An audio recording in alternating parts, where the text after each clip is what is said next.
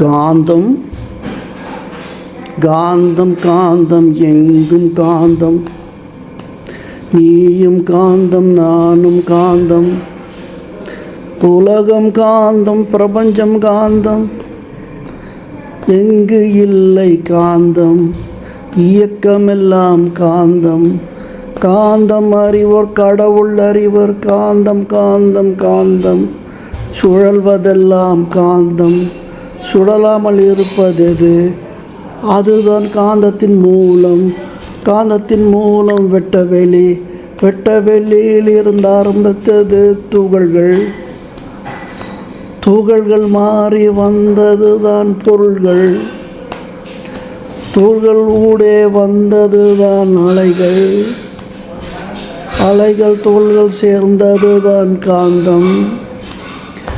காந்தமெல்லாம் உலகில் இருப்பதால் அது வான் காந்தம், அதே காந்தம் என்னுள் இருப்பதால் அது ஜீவகாந்தம். வான்காந்தம் ஜீவகாந்தம் அறிந்த அறிவு எனக்கு பயன்படுது, உங்களுக்கும் பயன்படுது.